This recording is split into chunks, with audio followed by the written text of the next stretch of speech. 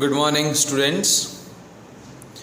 આપણે અગાઉ એકાઉન્ટની અંદર ચેપ્ટર નંબર 1 અને ચેપ્ટર નંબર 2ની પૂર્ણાહુતિ કરી હતી. ચેપ્ટર નંબર 2ની અંદર આપણે શું શીખ્યા? તો ચેપ્ટર નંબર 2ની અંદર આપણે લોકો સૌપ્રથમ તો ચેપ્ટરનું નામ હતું વ્યવહારની બેવડી અસર અને ખાતાના પ્રકાર. એટલે ચેપ્ટર નંબર 2ની અંદર તમે લોકોએ એક ચેપ્ટરમાં બે વસ્તુઓ તમને આપવામાં આવી હતી. પહેલાં 50% જે પાઠનું જે પોર્શન જે છે, જેની અંદર તમારો એ પોર્શન બેવડી અસર સુધીનો હોય છે. ત્યારબાદ બીજો 50% પોર્શન જે હતો એ તમારો ખાતાના પ્રકાર હતા. તો આપણે અગાઉ ચેપ્ટર 2ની અંદર પહેલાં તો આપણે વ્યવહારો ઉપરથી તે વ્યવહાર આર્થિક છે કે બિન આર્થિક છે તેની ઓળખ મેળવી. આર્થિક વ્યવહાર ને બિન આર્થિક વ્યવહાર આપણે ઓળખ્યા બાદ વ્યવહાર જે આપેલ છે એ વ્યવહાર રોકડ છે કે ઉધાર છે તેને સમજ્યા કે આપેલ વ્યવહારને તમે રોકડ વ્યવહાર કહી શકો કે ઉધાર વ્યવહાર કહી શકો, તમે એની માહિતી લીધી. ત્યારબાદ તમે લોકોએ વાઉચર વિશેની સમજૂતી મેળવી. વાઉચરની સમજૂતી મેળવ્યા પછી વ્યવહાર આપેલા છે તે વ્યવહારની તમે બેવડી અસર આપતા તમે શીખ્યા. બેવડી અસરનો મતલબ એ થાય છે કે જે તે વ્યવહાર હોય છે દ્વિનોંધી નામા પદ્ધતિમાં કોઈ પણ વ્યવહારની અંદર બે અલગ અલગ ખાતાઓ સંકળાયેલા હોય છે. તે કયા ખાતાને અસર કરશે તે તમે શીખ્યા, તેને તમે બેવડી અસર કીધી. બેવડી અસરની અંદર તમે ખાતા શોધતા શીખ્યા કે તમારા વ્યવહારની અંદર કયા બે ખાતાઓ સંકળાયેલા છે. ત્યારબાદ તમે ખાતાના પ્રકાર વિશે માહિતી મેળવી. ખાતાના પ્રકાર વિશે માહિતી મેળવ્યા પછી તમને ખબર પડી કે ખાતાના મુખ્યત્વે બે પ્રકાર છે. પ્રથમ નંબર પર એટલે કે એનો પહેલો પ્રકાર આવે છે વ્યક્તિ ખાતા, બીજું આવે છે બિનવ્યક્તિ ખાતા. બિનવ્યક્તિ ખાતાના બે ભાગ પડે છે. એક છે માલ મિલકત મામી, શોર્ટમાં એને મા.મી એટલે મામી કહેવાય, અને ઉપજ ખર્ચ. તો જે ખાતાઓ તમે બેવડી અસર આપતા હતા ત્યાં તમે જે ખાતા શોધ્યા, તમે એના પ્રકારને પણ ઓળખતા શીખ્યા. અને એ પ્રકાર ઓળખ્યા બાદ તમે મહત્વની વસ્તુ છે જે એકાઉન્ટની અંદર અગ્રીમ છે એ છે ઉધાર જમાના નિયમ. ઉધાર જમાના નિયમનો અભ્યાસ કર્યો. ત્યારબાદ તમે બે દાખલા કર્યા હતા સ્વાધ્યાયના, જેમાં દાખલા નંબર 4 અને 5નો સમાવેશ થાય છે. દાખલા નંબર 4ની અંદર વ્યવહાર આપેલા છે, 5માં પણ વ્યવહાર આપેલા છે. તે વ્યવહારો ઉપરથી તમે ખાતાઓ શોધો છો, ખાતાઓના પ્રકાર શોધો છો, તેનું કારણ આપો છો અને ઉધાર જમા દર્શાવો છો. તો વિદ્યાર્થી મિત્રો, ત્રીજું ચેપ્ટર જે છે એ હું અહીંયા અત્યારે હાલ મુલતવી એટલે કે સ્કીપ કરું છું. જે થિયરિકલ ચેપ્ટર છે, એવું નથી કે હું ભણાવીશ નહીં, પણ અત્યારે હાલ હું પૂરેપૂરું મહત્વ ચેપ્ટર નંબર 4 એનું નામ છે આમનોંધને આપું છું. તો વિદ્યાર્થી મિત્રો, આમનોંધ શું છે? તો આમનોંધ એ દ્વિનોંધી નામા પદ્ધતિનો પાયાનો ચોપડો છે. આમનોંધ એ દ્વિનોંધી નામા પદ્ધતિનો કયો ચોપડો છે વિદ્યાર્થી મિત્રો? પાયાનો ચોપડો છે. આ ખાસ ધ્યાન રાખજો. કયો ચોપડો કહેવામાં આવે છે? પાયાનો ચોપડો. તે એવો મૂળભૂત ચોપડો છે કે જેના આધારે નામા પદ્ધતિના બાકી ચોપડા લખાય છે. આપણે એકાઉન્ટ લખવાનું છે, એ એકાઉન્ટ લખવામાં ફક્ત આમનોંધ લખવી એવી જરૂરી નથી. આમનોંધ એ મૂળભૂત પાયાનો ચોપડો છે. આમનોંધ એ કયો ચોપડો છે વિદ્યાર્થી મિત્રો? ખાલી પાયાનો ચોપડો છે એવું નથી, એ મૂળભૂત પણ ચોપડો છે. એટલે એવું પણ કહી શકાય આમનોંધ એ મૂળભૂત પાયાનો ચોપડો છે. આમ નોંધના ચોપડા ઉપરથી આપણે નામા પદ્ધતિના બાકીના જેટલા પણ ચોપડા લખીએ છીએ ને એ બધા જ ચોપડાનો આધાર આમ નોંધ ઉપર રહેલો છે, જેનો અભ્યાસ આપણે આગળના ચેપ્ટરમાં કરવાનો છે કે નામા પદ્ધતિમાં આમ નોંધ સિવાય તમે કયા કયા ચોપડા રાખો છો એનો તમારે અભ્યાસ આગળના ચેપ્ટરોમાં વિગતવાર કરવાનો રહેશે. તો આમનોંધ શું છે? આમનોંધને ઇંગ્લિશમાં કહેવાય છે જર્નલ એન્ટ્રી. જનરલ નહીં બેટા, જર્નલ.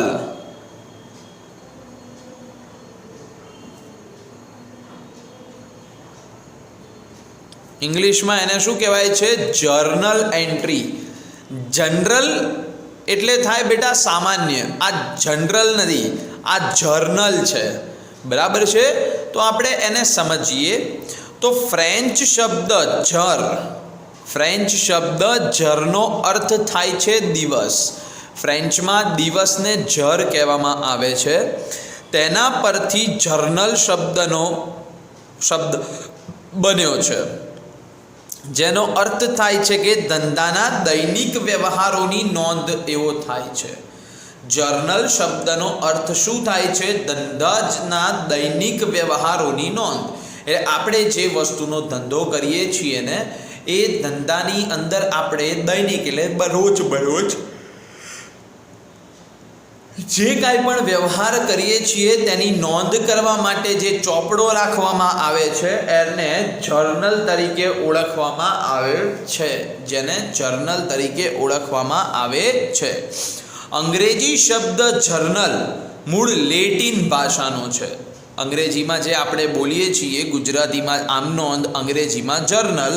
એ જર્નલ શબ્દ જે છે એ મૂળ તો લેટિન ભાષામાંથી આવેલ છે, જેનો અર્થ નોંધ કે ડાયરી થાય છે. જેનો અર્થ નોંધ અથવા તો શું થાય છે? ડાયરી થાય છે. બરાબર છે? આ ખાસ તમે યાદ રાખજો કે આમનોંધ એ દ્વિનોંધી નામા પદ્ધતિનો પાયાનો મૂળભૂત ચોપડો છે. આમનોંધ નામાનો મૂળભૂત અને પાયાનો ચોપડો ગણવામાં આવે છે. ત્યારબાદ આપ સૌ જોઈ શકો છો કે મેં અહીંયા તમારી પાસે હેડિંગ આપેલું છે આમનોંધની લાક્ષણિકતાઓ. મેં શું હેડિંગ આપ્યું છે? આમનોંધની લાક્ષણિકતાઓ. આમનોંધની બેટા અહીંયા તમારી પાસે 5 લાક્ષણિકતા છે. આમનોંધની કેટલી લાક્ષણિકતા છે? 5. જેમાં પહેલી લાક્ષણિકતા આવે છે મૂળભૂત ચોપડો. ઓકે, તો એને આપણે સમજીએ. તો મૂળભૂત ચોપડો એટલે તમને શું કહેવા માંગે છે? તો કે હિસાબી વ્યવહારોની સૌપ્રથમ નોંધ આમનોંધમાં લખાય છે. હિસાબી વ્યવહારોની જે પણ આપણે અહીંયા ધંધાકીય હિસાબી વ્યવહાર કરીએ છીએ કાં તો ધંધાકીય વ્યવહાર કરીએ છીએ એ દરેક વ્યવહારની સૌપ્રથમ નોંધ કયા ચોપડામાં કરવામાં આવે છે વિદ્યાર્થી મિત્રો? આમનોંધમાં કરવામાં આવે છે. બરાબર છે? એટલે આમનોંધને બરાબર છે પાયાના ચોપડા તરીકે અથવા તો મૂળભૂત ચોપડા તરીકે પણ ઓળખવામાં આવે છે. બીજા નંબર પર છે તમારી પાસે બેવડી અસર. ઉધાર જમાના નિયમ મુજબ હિસાબી વ્યવહારની બેવડી અસર તેમાં નોંધાય છે. આપણે અગાઉ પણ જોઈ ગયા કે તમે લોકોએ ઉધાર જમાના નિયમ કર્યા હતા. મેં તમને ત્યાં પણ કીધું હતું આ જ ઉધાર જમાના નિયમો તમારી પાસે આગળ તમને અલગ અલગ ચેપ્ટર્સમાં અલગ અલગ રીતે જોવા મળશે. તો અગાઉ તમે બીજા નંબરના ચેપ્ટરમાં જે તમે ઉધાર જમાના નિયમ કર્યા છે એ જ ઉધાર જમાના નિયમનો ઉપયોગ કરીને તમારે અહીંયા શું કરવાની છે? ધંધાકીય વ્યવહારની આમનોંધ લખવાની છે. ઓકે, અહીંયા રકમના વિદ્યાર્થી મિત્રો 2 ખાના હોય છે, કેમ કે બેવડી અસર દ્વિનોંધી નામા પદ્ધતિમાં કોઈ પણ વ્યવહારની કેટલી અસર કરવામાં આવે છે? 2 અસર. 2 અસરમાં પ્રથમ અસર હોય છે ઉધાર, બીજી અસર હોય છે જમા. આપણો ડાબો હાથ બરાબર ઉધાર બાજુ, આપણો જમણો હાથ એટલે કઈ બાજુ થાય? જમા બાજુ થાય. એમ અહીંયા રકમ માટે પણ ઉધાર અને જમા એમ કેટલા ખાના રાખવામાં આવે છે વિદ્યાર્થી મિત્રો? 2 ખાના બનાવવામાં આવે છે. ઓકે, તારીખના ક્રમમાં અહીંયા તમે જે પણ આમનોંધ લખશો ને, તમારી આમનોંધમાં હિસાબી વ્યવહાર તમે જે નોંધવાના છો એની અંદર તમારે દરેક વ્યવહાર તમારે તારીખ વાઇઝ નોંધવામાં આવે છે। દરેક વ્યવહાર કઈ રીતે તમારે નોંધવામાં આવે છે? તારીખ વાઇઝ તમે એને નોંધો છો। એનો મતલબ કે જાન્યુઆરી મહિનામાં પહેલાં 1લી તારીખના વ્યવહાર લખાશે, પછી 2જી તારીખના, પછી 3જી તારીખના, 4થી તારીખે કોઈ વ્યવહાર નથી થયો એટલે પછી સીધા 5મીના વ્યવહાર આવશે। એ રીતે તમારે અહીંયા તારીખની અંદર તમારે અહીંયા દરેક વ્યવહારને નોંધવાના રહેશે। ત્યારબાદ 5મા નંબર પર છે બાબત જે, જેને શોર્ટમાં બાજે પણ કહેવામાં આવે છે। બાબત જેનો મતલબ થાય છે કે આમનોંધ લખ્યા પછી તમે જે આમનોંધ આપી છે તેની તમે કૌંસમાં ટૂંકમાં વિગત આપવામાં આવે છે, જેનાથી તમે ભવિષ્યની અંદર પણ જ્યારે પણ તમને કોઈ પણ વાતની કોઈ મૂંઝવણ અથવા તો મુશ્કેલી થાય અથવા તો તમે એવું વિચારો કે આ આમનોંધ મેં કયા વ્યવહારની આપી છે તો એની ટૂંકી સમજૂતી તમે નીચે લખી હોય તો તમને ત્યાંથી ખ્યાલ આવે કે તમે જે આમનોંધ આપી છે એ કયા વ્યવહારની છે। એમ આમનોંધની તમારી પાસે અહીંયા 5 અલગ અલગ લાક્ષણિકતાઓ હતી। ત્યારબાદ હવે આપણે આમનોંધના ફાયદા અથવા તો મહત્ત્વને જોઈશું। વિદ્યાર્થી મિત્રો, અહીંયા તમારી પાસે આમનોંધના અહીંયા 6 ફાયદા તમને આપવામાં આવ્યા છે। અહીંયા કેટલા ફાયદા આપવામાં આવ્યા છે તમારી પાસે? આમનોંધના 6 ફાયદા છે, જેમાં પહેલો ફાયદો છે તમામ હિસાબી વ્યવહારો। એટલે આમનોંધમાં હિસાબી વ્યવહારો તારીખ અને સમયના ક્રમમાં નોંધવામાં આવતા હોવાથી કોઈ પણ વ્યવહાર નોંધવાનો રહી જતો નથી। પહેલું તો મહત્ત્વ શું છે કે તમામ હિસાબી વ્યવહારોની આમનોંધમાં નોંધ કરવામાં આવે છે। એવું કઈ રીતે કહી શકીએ છીએ? કેમ કે અહીંયા જે પણ આપણે વ્યવહાર નોંધવાના છે એ તારીખના અથવા તો ક્રમમાં નોંધવામાં આવે છે, તારીખના ક્રમમાં। તેથી તમે જે પણ દિવસે જે પણ વ્યવહાર કર્યો હશે એ બધા જ વ્યવહાર તમે તારીખ મુજબ તમે એની અંદર નોંધી દેશો। એટલે અહીંયા કોઈ પણ એવો વ્યવહાર નહીં હોય કે તમે જેની નોંધ નહીં કરી હોય, એ એનું મોટામાં મોટું મહત્વ છે। બીજા નંબર પર આવે છે વિગતવાર માહિતી। બીજા નંબર પર આવે છે વિગતવાર માહિતી। આમનોંધના ચોપડામાં દરેક વ્યવહારની વિગતવાર વ્યવસ્થિત નોંધ કરવામાં આવે છે, જેથી જરૂર પડે તેમાંથી ઉપયોગી વિગત મેળવી શકાય છે। આમનોંધ તમે શેના માટે રાખો છો? આમનોંધને તમે મૂળભૂત ચોપડો કહો છો, જેની અંદર તમે જે પણ ધંધાકીય વ્યવહાર કરો છો તે ધંધાકીય વ્યવહારની તમે શું કરો છો? આમનોંધ પસાર કરો છો। એ આમનોંધ એટલે પસાર કરો છો કે તમને તમારા વ્યવહારની અસર શું થાય છે તે તમને ખ્યાલ આવે, તથા ભવિષ્યમાં જ્યારે પણ તમને એની ઉપયોગિતા તમને શું થાય કે જણાય ત્યારે તમે તે માહિતી તમે જે નોંધી છે તેમાંથી તમે મેળવી શકો છો। તેથી તેને વિગતવાર માહિતી કહે છે। નંબર 3, ભવિષ્ય માટે ઉપયોગી માહિતી। આમનોંધના અંતે દરેક હિસાબી વ્યવહારની ટૂંકી વિગત આપવામાં આવતી હોવાથી ભવિષ્યના વ્યવહારને લગતી માહિતી પણ મળી શકે છે। આપણે આમનોંધ લખીશું ને ત્યારે આપણે જોઈશું કે આમનોંધ જ્યાં પતશે ને ત્યાં તમે બેટા સરવાળો કરશો અથવા તો ટૂંકીમાં માહિતી એટલે કે ટૂંકમાં તમે માહિતી લખશો। જે તમે ટૂંકમાં માહિતી લખવાના છો તે માહિતી તમારે ભવિષ્યમાં ગમે ત્યારે તમારે ઉપયોગિતા જણાતી હોય ત્યારે તમે તેમાંથી મેળવી શકો છો। ખતવણીમાં સરળતા। વિદ્યાર્થી મિત્રો, ખતવણી શબ્દ તમારા માટે નવો છે। ખતવણી શું છે? તો કે આમનોંધ ઉપરથી જુદા જુદા ચોપડાઓ લખાય છે, તેમાં એક ચોપડો છે ખતવણીનો। ઓકે, આમનોંધની રકમ માટે ઉધાર તથા જમાના એમ 2 ખાનામાં અલગ રાખવામાં આવે છે। તમે જોઈ શકો છો અહીંયા તમારી પાસે રકમના 2 ખાના મેં દર્શાવેલા છે આમનોંધમાં, ઉધાર અને જમા। તો અહીંયા ઉધારની રકમ એટલી જ જમાની રકમ થશે, જેટલી જમા હશે એટલી જ ઉધાર થશે। ઉધાર જમાનું ટોટલ હંમેશા તમારે એકાઉન્ટની અંદર આમનોંધમાં કેવું આવશે? સરખું જ આવશે। તમે 500 રૂપિયા ઉધાર કરશો તો એની સામે 500 રૂપિયા જ જમા થશે, 500થી ઓછા થશે નહીં કે 500થી વધારે પણ થશે નહીં। તેથી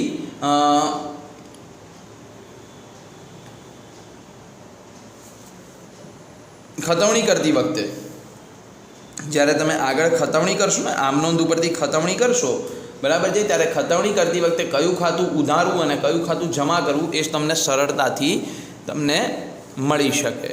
તમે આમનોંધ લખી હશે એમાં તમે ઉધાર અને જમા કરેલા ખાતાઓ હશે, તો જ્યારે તમે ખતવણી કરો તો તમારે કયું ખાતું ઉધારવું છે અને કયું ખાતું જમા કરવું છે જે તમને અહીંયા સરળતાથી મળી જશે। ત્યારબાદ છે તમારી પાસે વ્યવસ્થિત નોંધ। ઓકે, ખાતાવહીમાં વ્યવહારો નોંધતા પહેલાં આમનોંધમાં નિયમ પ્રમાણે વ્યવહારોની નોંધ થતા હોવાથી ખાતાવહીમાં વ્યવસ્થિત રીતે વ્યવહારોની નોંધ થાય છે. ઓકે, આપણે અહીંયા ખાતાવહી બનાવીએ છીએ. જે ખાતાવહી તમે કોની ઉપરથી બનાવશો? આમનોંધ ઉપરથી. તો આમનોંધની અંદર તમે જ્યારે વ્યવસ્થિત રીતે તમે દરેક વ્યવહારની નોંધ કરી હશે તો તે આમનોંધના ચોપડા ઉપરથી તમે ખાતાવહીનો ચોપડો તમે બનાવો છો. એનો મતલબ એ થશે કે ખાતાવહીની અંદર પણ તમે દરેક વ્યવહારની વ્યવસ્થિત રીતે નોંધ કરી શકશો. કેમ? તો કે તમે આમનોંધને પણ વ્યવસ્થિત રીતે બનાવી છે તેથી. અને ભૂલ રહિત હિસાબો. આમનોંધના નામા પદ્ધતિના સિદ્ધાંત અનુસાર વ્યવહારોની બેવડી અસર આપતા હોવાથી હિસાબોમાં ભૂલની સંભાવના ઘટી જાય છે. અહીંયા કેવું છે કે બેવડી અસર છે. એનો મતલબ મેં તમને હમણાં અગાઉ પણ કીધું, જેટલા રૂપિયા ઉધાર થાય તેટલા જ રૂપિયા તમારે સામે શું થાય? જમા થાય. એનો મતલબ કે અહીંયા જ્યારે તમે ભૂલ, અમુક સંજોગોમાં કેવું થાય કે જ્યારે એની તમારે એક જ અસર આપવાની હોય, બરાબર છે, ત્યારે તમે કોઈ ખાતાને ઉધારવાનું હોય તો તમે ભૂલી જાઓ, જમા કરવાનું હોય તો તમે ભૂલી જાઓ, પરંતુ અહીંયા ઉધાર જમા બે કરવાનું હોય. તેથી બને ત્યાં સુધી તમારે ભૂલોની સંભાવનાઓમાં શું થઈ જાય છે? ઘટાડો થઈ જાય છે. તેથી હિસાબો ભૂલ રહિત છે તે તેનું મહત્ત્વ ગણાવે છે.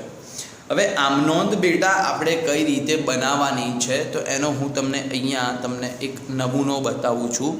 પહેલું ખાનું તારીખનું આવશે, બીજું ખાનું વિગતનું આવશે, ત્રીજું ખાનું ખાપા એટલે કે ખતવણી પાના નંબર, ચોથું ઉધાર અને પાંચમું જમા. જે પણ વ્યક્તિ માલિક છે એટલે જેના ચોપડે આમનોંધ લખવાની છે તેનું અહીંયા ઉપર નામ આવશે. શ્રી ખાલી જગ્યાની આમનોંધ. જતીનની આમનોંધ હોય તો જતીનની, શ્રેયસની આમનોંધ હોય તો શ્રેયસની, દિવ્યેશની આમનોંધ હોય તો દિવ્યેશની. પહેલું ખાનું તારીખ, બીજું વિગત, ત્રીજું ખાપા, ચોથું ઉધાર, પાંચમું જમા. તારીખના ખાનામાં વર્ષ, મહિનો અને તારીખ લખવામાં આવશે. વિગતના ખાનામાં કયા ખાતે ઉધાર, જમા અને બાબત જે લખવામાં આવશે. ખતવણી પાના નંબર ખાલી તમારે શોપીસની જેમ રાખવાનું છે. અહીંયા તમારે કાંઈ લખવાનું નથી. ઉધારની અંદર ઉધાર કેટલા રૂપિયા લખશો એ, અને જમાની અંદર કેટલા રૂપિયા તમે જમા કરશો એની તમારે માહિતી આપવાની છે. હવે વ્યવસ્થિત રીતે તમારે આ આમનોંધ બનાવવી હોય તો કઈ રીતે બને? આ એક સ્કેલ છે. એ સ્કેલને તમે અહીંયા લાસ્ટમાં મૂકી દો એટલે તમારું અહીંયા એક લાઇન ડ્રો થશે. એને પછી આ રીતે લાઇન ડ્રો કરો. બીજું એક સેમ માપ લઈને અહીંયા લાઇન ડ્રો કરો એટલે ઉધારનું ખાનું પણ તમારા જમા જેટલું જ થઈ જશે. આનાથી તમારો દાખલામાં ઉઠાવ આવશે, એટ્રેક્ટિવ બનશે. ખાપાનું તમે થોડીક જગ્યા રાખીને ખાનું બનાવો અને તારીખનું પણ અહીંયા આગળથી હાંસિયાથી થોડીક લઈને, બસ આ તમારું એક વ્યવસ્થિત લાગશે. બાકી એક ઉધારનું ખાનું થોડું મોટું હોય, જમાનું ખાનું થોડું નાનું હોય તો તમને વ્યવહાર લખવામાં અથવા તો ચોપડો સાચવવામાં તમને થોડીક અગવડતા અનુભવશે. હવે આપણે સ્વાધ્યાયમાં દાખલા નંબર 5નો અભ્યાસ કરીશું. તો સૌ પ્રથમ તો તમારા ચોપડામાં એક પેજમાં આ રીતે આમનોંધનું પેન્સિલ અને ફૂટપટ્ટીની મદદથી તમારે ખાના પાડવાના છે. સૌથી છેલ્લા તમારે આ રીતે ફૂટપટ્ટી મૂકી દેવાની છે. અહીંયા લાઇન બનાવીને લાઇન ડ્રો કરવાની છે. તેટલા જ માપનું બીજું ખાનું પણ તમારે અહીંયા ઉધાર જમાનું બનાવવાનું છે. ખાપામાં તમારે અમુક થોડીક જગ્યા છોડીને ખાપાનું ખાનું બનાવવાનું છે અને અહીંયા તમારે તારીખનું ખાનું બનાવવાનું છે. બરાબર છે. હવે આપણે અહીંયા આમનોંધ લખીએ છીએ. હંમેશા આમનોંધના આ ચોપડો તમારે પેન્સિલ અને સ્કેલની મદદથી જ બનાવવાનો છે. સૌ પ્રથમ સ્વાધ્યાયનો દાખલા નંબર 5, પ્રથમ ખાનું તારીખ, બીજું ખાનું તમારી પાસે આવશે વિગત, ત્રીજા ખાનામાં લખાશે ખાપા, ઉધાર, જમા. દાખલા નંબર 5માં પેજ નંબર 102 પર માહિતી આપવામાં આવેલ છે. તમારે અહીંયા તમારી પાસે કેલ્ક્યુલેટરનો પણ ઉપયોગ કરવાનો છે. કેલ્ક્યુલેટર તમારી પાસે 11મા અને 12મા ધોરણમાં અવેલેબલ છે. બોર્ડવાળાએ તમને લોકોને કેલ્ક્યુલેટરનો ઉપયોગ આપ્યો છે. એટલે 10મા જેવું નથી. એટલે તમે ખૂબ જ ઇઝી રીતે તમે વર્કિંગ કરી શકો છો. દાખલા નંબર 5 શું કીધું છે? નીચેના વ્યવહારો પરથી પ્રાંજલના ચોપડે આમનોંધ લખો. ઓકે, એટલે અહીંયા કોના ચોપડે આમનોંધ લખવાની છે? પ્રાંજલના. તો અહીંયા આપણે હેડિંગ આપીશું શ્રી પ્રાંજલ ની આમનોંધ, શ્રી પ્રાંજલની આમનોંધ. ઓકે, અહીંયા તમે જોઈ શકો છો દાખલા નંબર 5માં તમારી પાસે ફક્ત ક્રમ આપવામાં આવેલ છે, કોઈ તારીખ નથી આપવામાં આવેલ. તો તમારે અહીંયા તારીખને જ તમારે ક્રમ ગણીને તમારે લખવાનું છે. સૌ પ્રથમ પહેલો વ્યવહાર આપણી પાસે આપવામાં આવેલ છે, 10,000 રોકડા લાવી ધંધો શરૂ કર્યો. અગાઉ આપણે જે રીતે ખાતા ઓળખતા હતા એ રીતે જ અહીંયા પણ આપણે આ વ્યવહારને પ્રશ્ન પૂછીશું. આપણે પ્રાંજલ બની જઈશું અને આપણે ધંધાની અંદર ધંધા માટે શું થાય તે વિચારીશું. તો સૌ પ્રથમ તો ધંધામાં શું આવશે? ધંધામાં રોકડ આવશે. તેથી આમનોંધ બનશે તમારી પાસે રોકડ ખાતે ઉધાર. રોકડ ખાતે ઉધાર તે કોના ખાતે બનશે વિદ્યાર્થી મિત્રો? મૂડી ખાતે. તે કોના ખાતે બનશે? મૂડી ખાતે. કેમ? તો કે અહીંયા તમને પૈસા આપનાર કોણ થશે? માલિક. માલિક પૈસા આપનાર છે, તેથી તેનું મૂડી ખાતું આવે. અગાઉ તમે જે રીતે પેલા તમે ખાના પાડીને કરતા હતા એની જગ્યાએ થોડુંક તમારે અહીંયા લખવામાં ફરક પડશે. રોકડ ખાતે ઉધાર તે મૂડી ખાતે. ઓકે, હવે આને તમારે બાબત જે આપવાની છે એટલે નીચેની લાઈનમાં બાજે લખવાનું અને લખવાનું 10,000 રોકડ લાવી ધંધો શરૂ કર્યો. 10,000 રોકડ લાવી ધંધો શરૂ કર્યો. બાબત જેનો મતલબ થાય છે વ્યવહાર જે છે એની ટૂંકી સમજૂતી. કેટલા રૂપિયા લાવ્યા તમે? 10,000. તો અહીંયા ઉધારમાં લખશો પહેલાં તો તમે 10,000 અને અહીંયા જમામાં લખશો તમે 10,000. આ રીતે આમ નોંધ થાય. ઉધારમાં જમામાં ડેશ અને જમામાં ઉધારમાં ડેશ. ત્યાર પછી વ્યવહાર નંબર 2. ત્યારબાદ વ્યવહાર નંબર 2, 5,000નો માલ રોકડેથી ખરીદ્યો. રોકડેથી ખરીદ્યો એનો મતલબ થાય ધંધામાં માલ આવે છે. ધંધામાં માલ આવે તેથી શું થાય? ખરીદ ખાતું ઉધાર થાય. ખરીદ ખાતે ઉધાર તે માલ રોકડેથી ખરીદ્યો એટલે રોકડ તમારી પાસેથી જશે, તેથી રોકડ ખાતે. બાબત છે માલ રોકડેથી ખરીદ્યો. માલ રોકડેથી ખરીદ્યો. કેટલા રૂપિયાનો ખરીદ્યો વિદ્યાર્થી મિત્રો? 5,000. તો અહીંયા ઉધારમાં 5,000, જમામાં ડેશ, ઉધારમાં ડેશ, જમામાં 5,000. કમ્પ્લીટ. વ્યવહાર નંબર 3, 8,000નો માલ રાજન પાસેથી શાખ પર ખરીદ્યો. જ્યારે પણ શાખ ઉપર તમે વ્યવહાર કરો એનો મતલબ ઉધાર વ્યવહાર, રોકડની કોઈ લેવડ દેવડ થતી નથી. ઓકે, તો અહીંયા તમે શું કર્યું? માલ ખરીદ્યો, માલ આવે તેથી ઉધાર થાય એટલે ખરીદ ખાતે ઉધાર. ખરીદ ખાતે ઉધાર. તે માલ આપનાર કોણ થયું તમને? રાજન, તેથી રાજન ખાતે. તે રાજન ખાતે. બાબત છે રાજન પાસેથી ઉધાર પર માલની ખરીદી. કેટલા રૂપિયાનો માલ છે? 8,000. તો અહીંયા ઉધારમાં 8,000 અને અહીંયા જમામાં 8,000. નંબર 4, 2,000નો માલ ધર્માદામાં આપ્યો.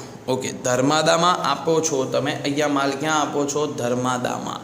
ધર્માદામાં માલ આપ્યો એટલે તમારી પાસેથી માલ જાય છે. ક્યાં જાય છે? ધર્માદામાં. ધર્માદા ખાતે ઉધાર. ધર્માદા ખાતે ઉધાર તે ધર્માદામાં આપેલ માલ ખાતે. ધર્માદા ખાતે ઉધાર તે ધર્માદાથી ગયેલ માલ ખાતે. ધર્માદાથી ગયેલ માલ ખાતે પણ લખી શકો છો, અથવા તો તમે અહીંયા ધર્માદામાં માલ આપો છો તેથી તે તમારી અન્ય રીતે માલની જાવક ગણાય છે. તેથી તમે તેની જગ્યા પર ધર્માદાથી ગયેલ માલ ખાતાની જગ્યા પર તમે ખરીદ ખાતું પણ તમે લખી શકો છો. ધર્માદામાં તમે માલ આપો છો, તેથી તમારો માટે એક ખર્ચ થશે અને ખર્ચનું ખાતું હંમેશા ઉધાર હોય. એટલે સૌ પ્રથમ તો ધર્માદા ખર્ચ ખાતે ઉધાર. ધર્માદા ખર્ચ ખાતે ઉધાર તે અન્ય રીતે માલની જાવક છે, એટલે સામે ખરીદ ખાતું શું થશે? જમા થશે. બાબત છે ધર્માદામાં 2000નો માલ આપ્યો. 2000નો માલ આપ્યો. ઓકે, ઉધારમાં લખશું 2000, જમામાં પણ લખીશું 2000. ત્યારબાદ નંબર 5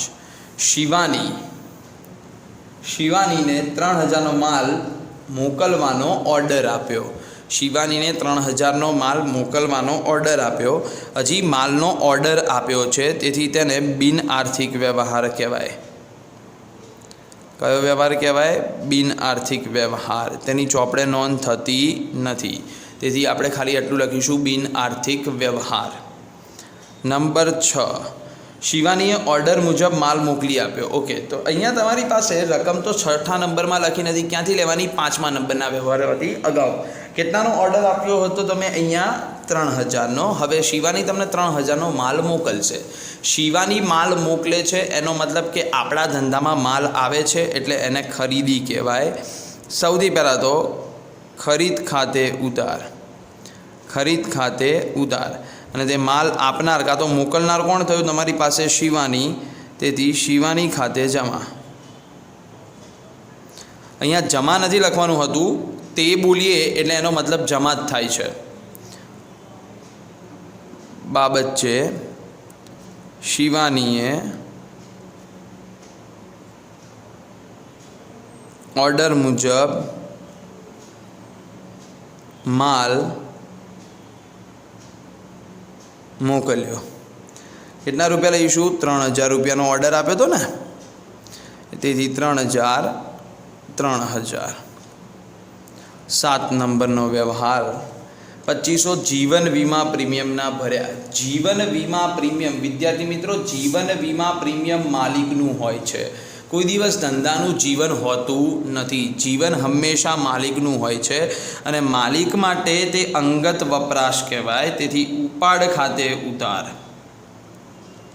ઉપાડ ખાતે ઉધાર તે જીવન વીમા પ્રીમિયમના ભર્યા, તેથી તે રોકડ ખાતે. ઓકે, કેટલા આવશે તમારી પાસે અહીંયા? 2500. જીવન હંમેશા માલિકનું હોય છે અને માલિકનું વીમા પ્રીમિયમ ધંધામાંથી ચૂકવાય છે, તેથી તેને ઉપાડ કહેવામાં આવે છે. બાબત છે જીવન વીમા પ્રીમિયમ. જીવન વીમા પ્રીમિયમ ચૂકવ્યું. હવે અહીંયા તમારે આમ નોંધ બંધ કરવાની છે, ખાતું સરવાળો કરવાનો છે, તેથી અહીંયા લખશો તમે કુલ સરવાળો.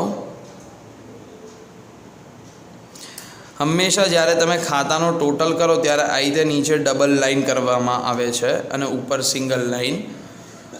ઉધાર જમાનો સરવાળો કરીશું આપણે, તો 10,000, 5,000, 8,000, 2,000, 3,000 ને 2,500.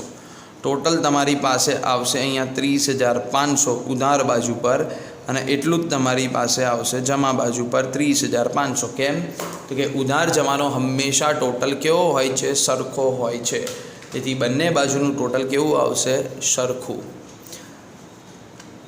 ત્યારબાદ હવે આપણે દાખલા નંબર 6નો અભ્યાસ કરીશું. દાખલા નંબર 6માં તમે જોઈ શકો છો, અહીંયા તમને હેડિંગ આપવામાં આવેલ છે, મૂડી અને ઉપાડના વ્યવહાર. પહેલો ક્રમ તારીખ, બીજું ખાનું બનશે વિગત, ત્રીજું ખાનું આવશે ખાપા, ઉધાર, જમા. શ્રી કોણ છે તેની આપણે માહિતી મેળવીએ. મૂડી અને ઉપાડના વ્યવહારો આપેલા છે. નીચેના વ્યવહારોની શુભમની આમ નોંધ લખો. કોની આમ નોંધ લખવાની છે? શુભમની. એટલે શ્રી શુભમની આમ નોંધ. શ્રી શુભમની આમ નોંધ. ઓકે, અહીંયા તમે જોઈ શકો છો તમારી પાસે અહીંયા દાખલામાં ક્રમ નથી આપ્યા, તારીખ આપી છે 2014 જાન્યુઆરી 1, 12, 13 એ રીતે. તો સૌપ્રથમ તો તારીખના કોલમમાં અહીંયા તારીખના કોલમમાં વર્ષ લખીશું 2014 જે આપેલ હોય એ. મહિનો છે જાન્યુઆરી તો લખીશું જાન્યુઆરી. હવે પહેલી તારીખ આપીશું. સૌપ્રથમ શું લખ્યું છે? 10,000નો માલ સ્ટોક, 15,000 રોકડા, 5,000નું ફર્નિચર, 10,000ના દેવાદાર લાવી ધંધો શરૂ કર્યો. અહીંયા કઈ કઈ વસ્તુ ધંધામાં આવે છે? માલ સ્ટોક આવે છે, રોકડા આવે છે, ફર્નિચર આવે છે, દેવાદાર આવે છે. આ દરેક વસ્તુ આવે છે એટલે શું થાય? ઉધાર થાય. તો સૌપ્રથમ માલ સ્ટોક ખાતે ઉધાર, માલના સ્ટોક ખાતે ઉધાર, રોકડ ખાતે ઉધાર, રોકડ ખાતે ઉધાર, ફર્નિચર આવે છે તેથી ફર્નિચર ખાતે પણ ઉધાર, ફર્નિચર ખાતે ઉધાર, દેવાદાર આવે છે તેથી દેવાદાર ખાતે ઉધાર, તે આપનાર કોણ બને છે? માલિક, તેથી તે મૂડી ખાતે, તે મૂડી ખાતે. બાબત જે માલ સ્ટોક, રોકડ, ફર્નિચર, દેવાદાર લાવી ધંધો શરૂ કર્યો. બાબત જે તમે તમારા શબ્દોમાં લખી શકો છો, એવું નથી કે હું આ રીતે લખું છું તેથી તમારે પણ એ રીતે લખવી. બાબત જેનો મતલબ થાય છે વ્યવહારની ટૂંકી સમજૂતી, જે તમે તમારી લેંગ્વેજમાં, તમે તમારી ભાષામાં તમે લખી શકો છો. જરૂરી નથી અને બહુ ન આવડે ને તો જે વ્યવહાર આપ્યો છે એને પૂરેપૂરો લખી નાખવાનો, વાત પતી ગઈ. એટલે તમારી બાબત છે. હવે માલ સ્ટોકની કિંમત છે તમારી પાસે 10,000, તો અહીંયા ઉધારમાં લખીશું 10,000.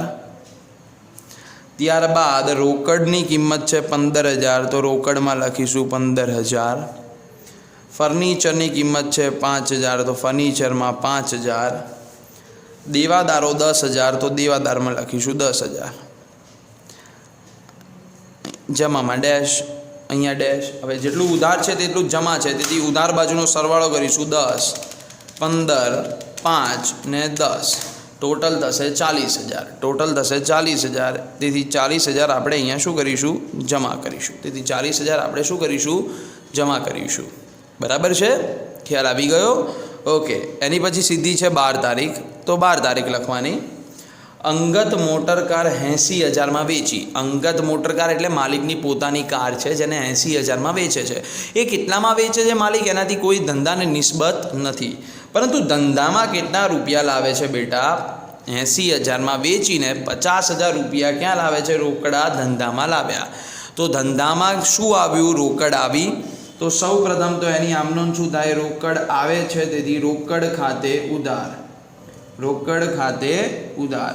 અને તે આપનાર બને છે માલિક, તેથી તે મૂડી ખાતે. કેટલા રૂપિયા આવે છે? 50,000, તો તેથી લખાશે અહીંયા 50,000. 80,000માં વેચી છે પણ આવે છે ધંધામાં ફક્ત 50, તેથી 50,000 જ લખાશે. બાબત જે 50,000 રોકડ માલિક પૂરી પાડે છે. નેક્સ્ટ છે 13 નંબર. નેક્સ્ટ છે 13 નંબર. ઘર ખર્ચ માટે 1,000 રોકડા બેંકમાંથી ઉપાડ્યા. ઘર ખર્ચ બેટા, ધંધા માટે ઘર ખર્ચ કોઈ દિવસ ખર્ચો કહેવાય નહીં, કેમ કે ઘર ધંધાને હોય જ નહીં. ઘર કોને હોય? માલિકને. માલિકને ઘર હોય એટલે એ પોતાની અંગત માહિતી થઈ ગઈ. ઘર ખર્ચ એટલે અહીંયા ઉપાડ.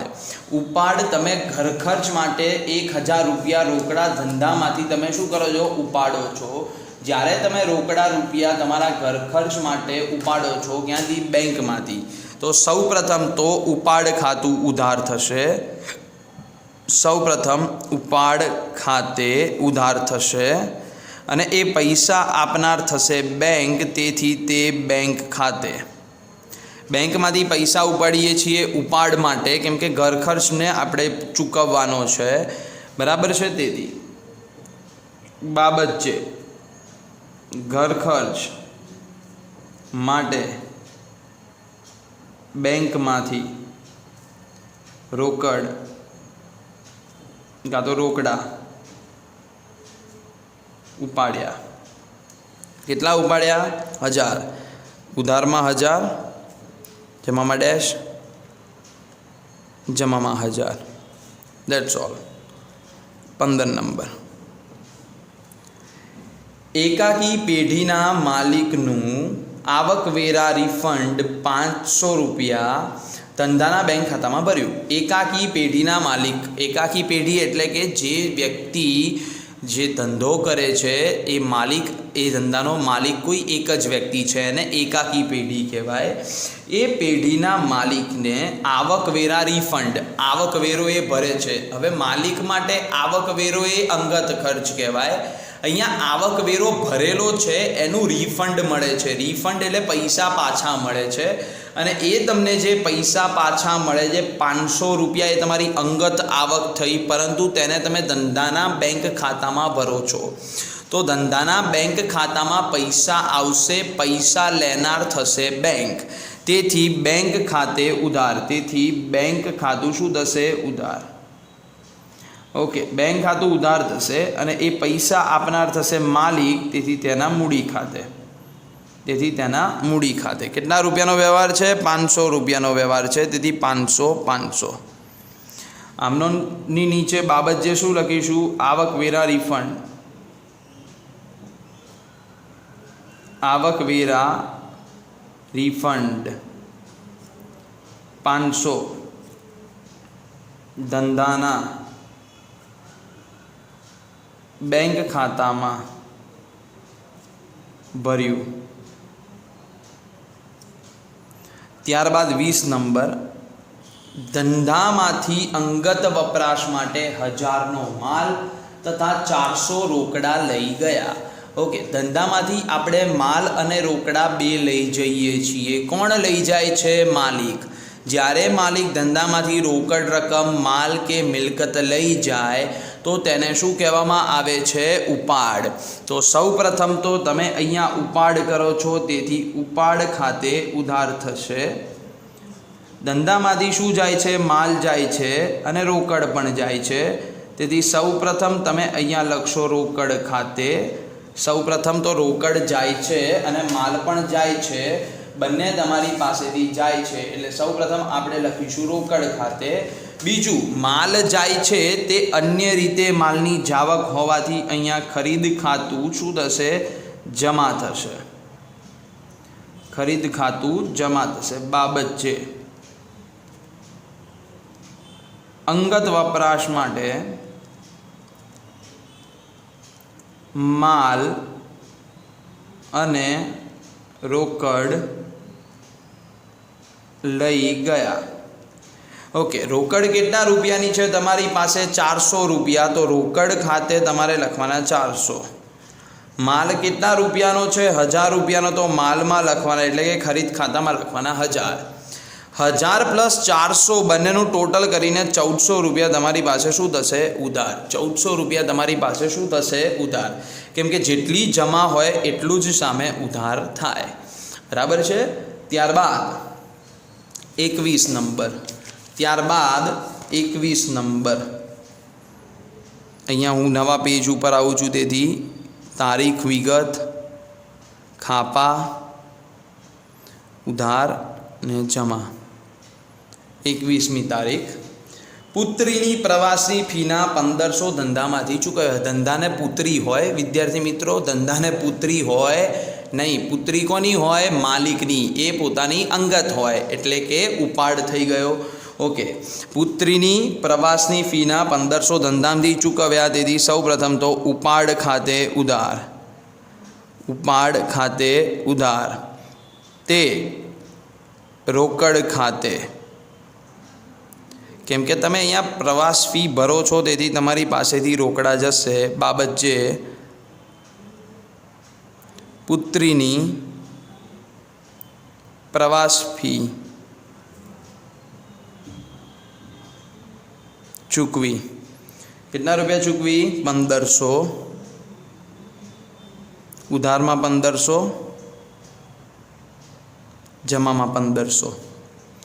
ત્યારબાદ 28. ઓકે.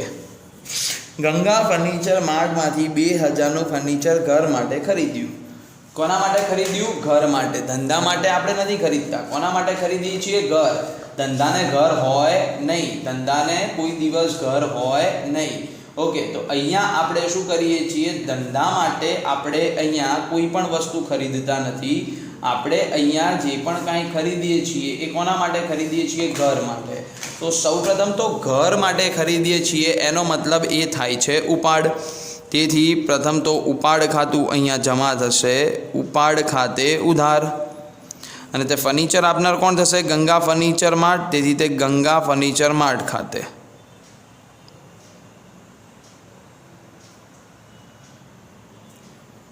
બાજે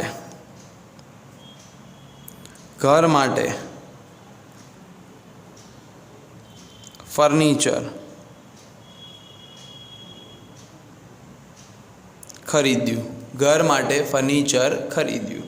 કેટલા રૂપિયાનું ખરીદ્યું? 2000. ઉધાર 2 અને જમા પણ 2000. ત્યારબાદ છેલ્લો વ્યવહાર 31મી તારીખ. જિંદગીનું વીમા પ્રીમિયમ 500 ચેકથી ભર્યું. બેટા જિંદગી કોની હોય? માલિકની. વીમા પ્રીમિયમ આપણે ભરીએ છીએ એ ધંધાનું નથી, એ માલિકનું ખુદનું છે, અંગત છે. તેથી ફરીથી અહીંયા ઉપાડ ખાતું ઉધાર થશે, ઉપાડ ખાતે ઉધાર. તે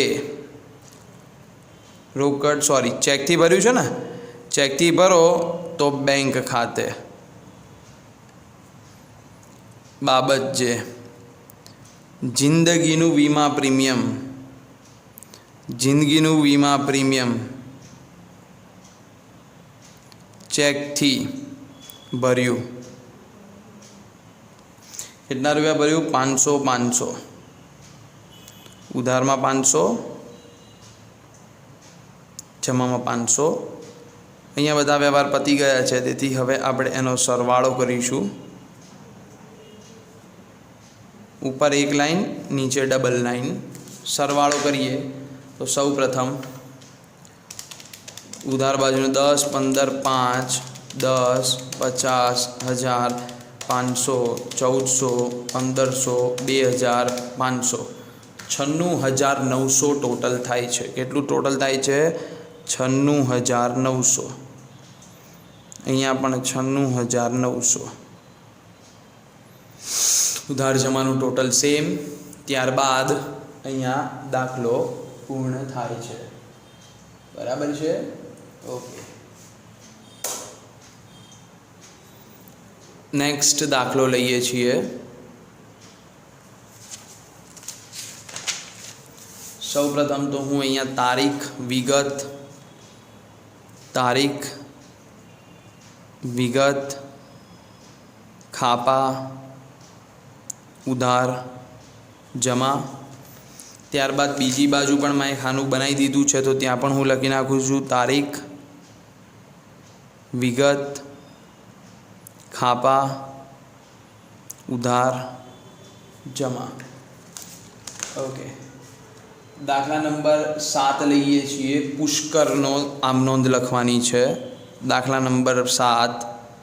શ્રી પુષ્કરની આમ નોંધ. ઓકે. 2014 ફેબ્રુઆરી મહિનો. તારીખમાં 2014 મહિનો ફેબ્રુઆરી. ઓકે. પહેલી તારીખ.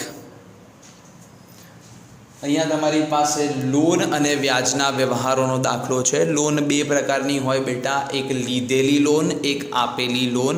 વ્યાજ 2 પ્રકારના હોય, એક મળેલ વ્યાજ અને બીજું ચૂકવેલ વ્યાજ. આના ઉપરના વ્યવહારો છે. तो सौ प्रथम तो આપણે પહેલી તારીખે જોઈએ છીએ તો લખ્યું છે ધંધામાં વધુ નાણાંની જરૂર હોવાથી।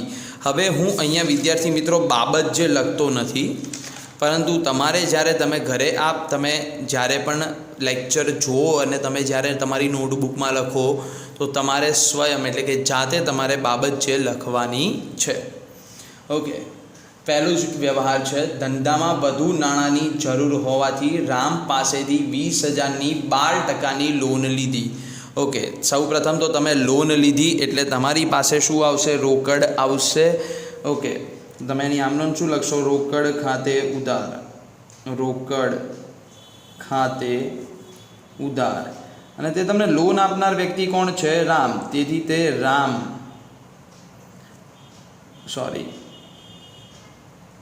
રામની લોન ખાતે કેટલા રૂપિયા છે? 20,000। 20,000 તમને વિદ્યાર્થી મિત્રો જે 12% આપેલ છે ને, એ 12% એના વ્યાજનો દર છે।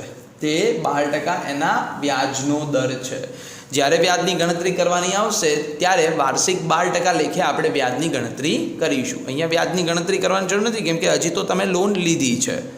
ઓકે, ત્યારબાદ નંબર 3, 3 ફેબ્રુઆરી, લક્ષ્મણને 5,000 ઉછીના 8% વ્યાજે આપ્યા। આપણે લક્ષ્મણને અહીંયા પૈસા આપીએ છીએ, તેથી લક્ષ્મણ લેનાર થાય છે। લક્ષ્મણ લેનાર થાય છે અને આપણી પાસેથી પૈસા જાય છે। આપણી પાસેથી પૈસા જાય છે। આપણે અહીંયા લક્ષ્મણને શું કરીએ છીએ? લોન આપીએ છીએ। તેથી સૌપ્રથમ તો અહીંયા લેનાર લક્ષ્મણ થશે, પણ અહીંયા લક્ષ્મણની લોન નહીં લખાય, કેમ કે આપણે એને લોન ધીરેલી છે। તેથી આપણે અહીંયા લખીશું ધીરેલી લોન ખાતે ઉધાર। ધીરેલી લોન ખાતે ઉધાર, આપણે તેને પૈસા આપીએ છીએ, તેથી ધીરેલી લોન ખાતે ઉધાર। જ્યારે આપણે લોન આપીએ તો આપણી પાસેથી પૈસા જાય, તેથી તે રોકડ ખાતે। તેથી કે કોના ખાતે? રોકડ ખાતે। બરાબર છે? કેટલા રૂપિયા આપીએ છીએ? 5,000। અહીંયા લખીશું 5,000। ઓકે, ત્યારબાદ નંબર 8, નંબર 8, ભરત પાસેથી લોનના 800 અને વ્યાજના 200 રૂપિયા રોકડા મળ્યા। ઓકે, ટોટલ આપણને 2 રકમ મળે છે, 800 અને 200, બંને આપણને રોકડમાં અહીંયા શું થાય છે? મળે છે। બરાબર છે? પણ તેનું કારણ શું છે? 800 રૂપિયા તમને મળે છે રોકડા લોન પેટે અને 200 રૂપિયા તમને મળે છે વ્યાજ પેટે। તો સૌપ્રથમ તો તમને શું થાય છે? અહીંયા રોકડ મળે છે, રોકડ મળે છે, તેથી શું થાય? રોકડ ખાતે ઉધાર, રોકડ ખાતે ઉધાર। તે ભરતની લોન ખાતે અને તે મળેલ વ્યાજ ખાતે। કેમ? તો કે તમને 800 રૂપિયા લોન ના મળે છે અને 200 રૂપિયા વ્યાજ ના મળે છે। ટોટલ તમને કેટલા રૂપિયા મળ્યા? 1,000। ઉધાર 1,000, લોન પેટે કેટલા મળ્યા? 800, તો ભરતની લોન ખાતે 800, અને તમને વ્યાજ કેટલું મળ્યું? અહીંયા 200, તો વ્યાજના ખાતામાં 200। બરાબર? ચલો નંબર 10।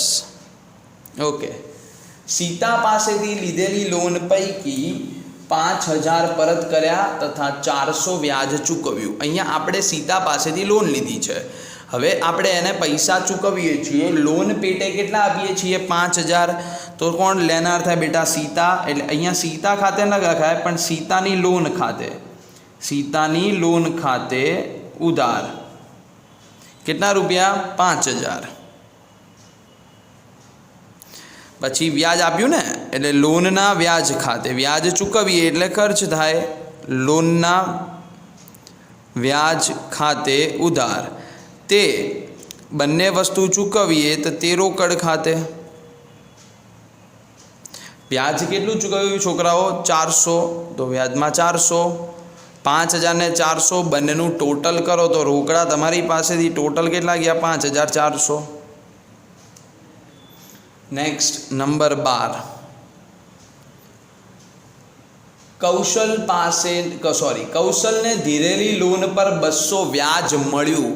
વ્યાજ મળ્યું એનો મતલબ રોકડ આવી એટલે રોકડ ખાતે ઉધાર. રોકડ ખાતે ઉધાર. તે મળેલ લોનના વ્યાજ ખાતે. તે મળેલ લોનના વ્યાજ ખાતે કેટલા રૂપિયા આવશે તમારી પાસે? અહીંયા 200.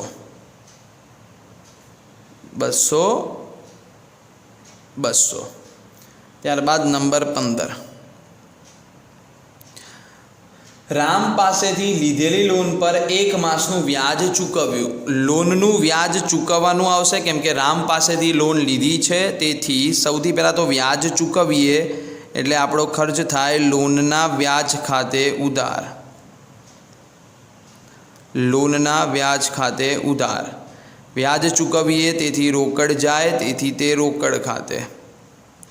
બેટા 1 મહિનાનું વ્યાજ ગણવાનું છે. વ્યાજનો દર પહેલા વ્યવહારમાં 12% છે. ટોટલ લોન લીધી 20,000ની, એના 12% કાઢીએ તો ટોટલ વાર્ષિક 2400 રૂપિયા વ્યાજ આવે. 1 મહિનાનું વ્યાજ ગણવાનું છે, તેથી ગુણ્યા 1 ભાગ્યા 12 મહિના. 1 મહિનાનું વ્યાજ થાય 200 રૂપિયા. લોન લીધી છે 20,000 રૂપિયાની, વ્યાજનો દર છે 12% એટલે 2400 રૂપિયા 12 મહિનાનું વ્યાજ આવ્યું. અંદર આપણે કેટલા માસનું વ્યાજ ગણવાનું છે? 1.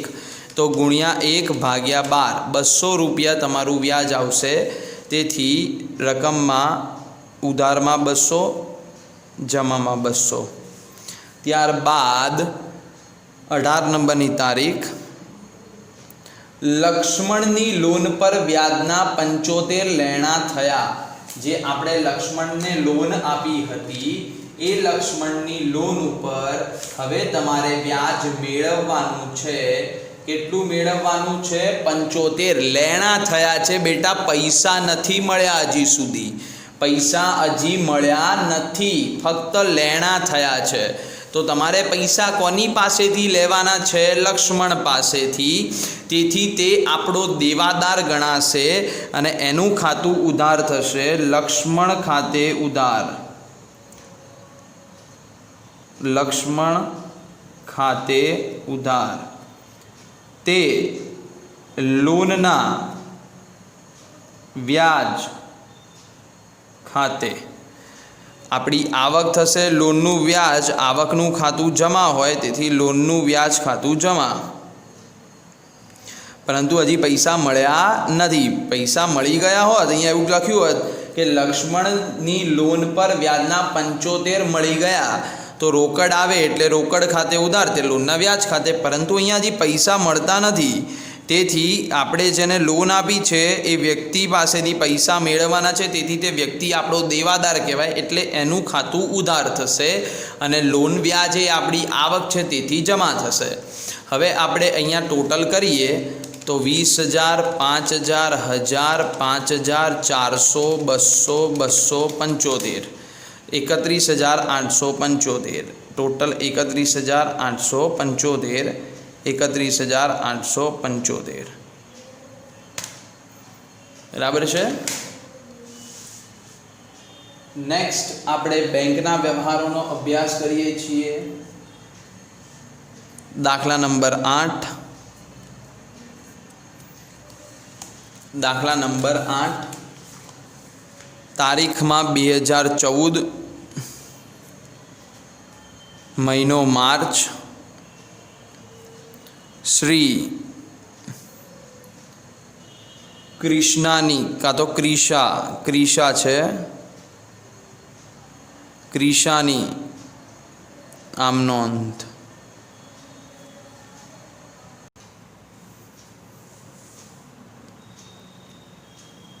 પહેલો વ્યવહાર પહેલી તારીખનો છે. અહીંયા બેંકને સંબંધિત વ્યવહારોની ચર્ચા કરવાની છે. 20,000 બેંકમાં ભરી ખાતું ખોલાવ્યું. ક્યાં ભર્યા તમે રૂપિયા બેટા? બેંકમાં. કેટલા ભર્યા? 20,000. એનો મતલબ પૈસા લેનાર કોણ છે? બેંક. ઓકે. तो सौ प्रथम बैंक लेनार छे तेथी बैंक खाते उधार, बैंक खाते उधार ते आपणी पासेथी रोकड़ जशे ते रोकड़ खाते। ओके, कितना रुपया है? 20,000।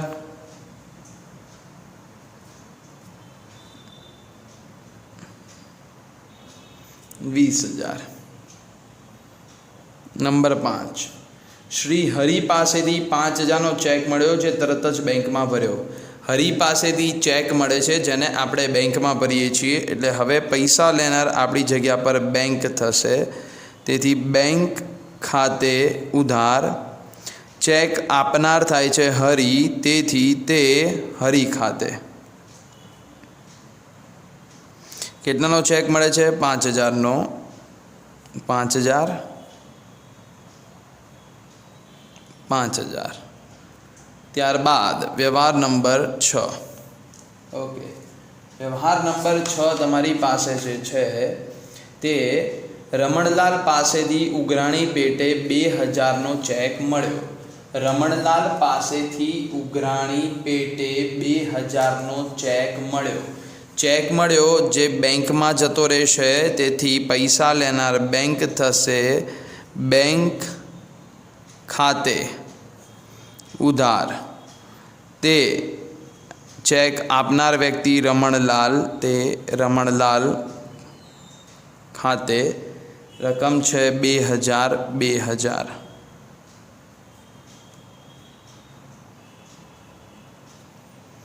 नेक्स्ट नंबर 10, रूपाली ने वेचेल माल 14,000 जे पैकी अर्धी रकमनो चेक मळ्यो जे बैंक में भर्यो। आपणे माल कोने वेच्यो? रूपाली ने। केटलानो वेच्यो माल? 14,000 नो। केटलानो वेच्यो? 14,000, जेमांथी अर्धी रकम एटले के 50% किंमत आपने मळे छे। कई रीते मळे छे? अर्धी रकमनो चेक मळे छे। ओके, એટલે સૌ પ્રથમ તો ચેક મળ્યો, માલ વેચ્યો, ચેક મળ્યો એટલે એ ચેક બેંકમાં જશે, તેથી બેંક ખાતે ઉધાર કેટલા રૂપિયા થશે? 7,000। 14,000ના માલમાંથી 7,000 મળ્યા છે, 7,000 હજી લેવાના બાકી છે, તેથી તે આપણા માટે શું થશે? દેવાદાર। અને દેવાદાર ખાતું હંમેશા ઉધાર થાય, તેથી દેવાદાર ખાતે ઉધાર। देवादार खाते पण लखी शकीए छीए तथा अहींया ते व्यक्तिनुं नाम पण लखी शकीए छीए। देवादार खाते उधार ते वेचाण खाते, ते वेचाण खाते। केम? तो के माल वेच्यो छे तेथी। केटला हजारनो माल वेच्यो छे? 14,000 नो, तेथी रकममां 14,000। नंबर 12, दीपकलामांथी 10,000 नो माल खरीदी अर्धी रकम चेक में चूकवी। ओके, सौथी पहला तो माल आवे छे तेथी खरीद खाते उधार। कितना रुपयानो माल खरीदीए छीए? अहींया आपणे 14,000 नो, तेथी रकम लखीशुं 14,000, सॉरी 10,000 छे, रकम लखीशुं 10,000। अर्धी रकम आपणे कई रीते चूकवी छे? चेक थी, एटले पैसा आपनार बैंक थशे, तेथी ते बैंक खाते।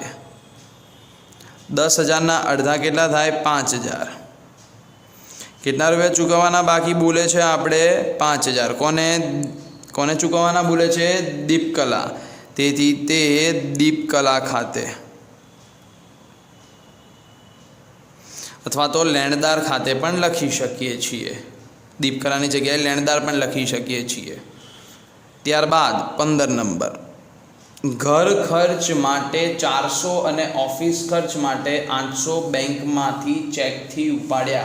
आपणे बैंक में जईए छीए अने बैंक में जईने आपणे 800 रुपया घर खर्च माटे तथा 800 रुपया धंधा माटे एटले के ऑफिस खर्च माटे आपणे शुं करीए छीए? उपाड़ीए छीए। ऑफिस खर्च माटे उपाड़ीए छीए। बेटा ऑफिस खर्च हजी सुधी थयो नथी, तो सौ प्रथम तो घर खर्च माटे उपाड्या, तेथी आपणे एने उपाड़ कहीशुं, एटले उपाड़ खाते उधार थशे। कितना रुपया लीधा छे घर खर्च माटे? 400 तथा અહીંયા ઓફિસ ખર્ચ માટે પૈસા લઈએ છીએ, ઓફિસ ખર્ચ થતો નથી. એટલે બેંકમાંથી રૂપિયા ઉપાડીશું એટલે આપણી પાસે આવશે રોકડ. તેથી રોકડ ખાતે ઉધાર કેટલા આવશે? 800. અને એ પૈસા આપનાર થશે બેંક. તેથી તે બેંક ખાતે 400 ને 800 ટોટલ કેટલા થશે? 1200. ટોટલ કેટલા થશે? 1200. 18 નંબર, જીવન વીમા પ્રીમિયમ 300, આગનું વીમા પ્રીમિયમ 450 ચેકથી ચૂકવ્યું.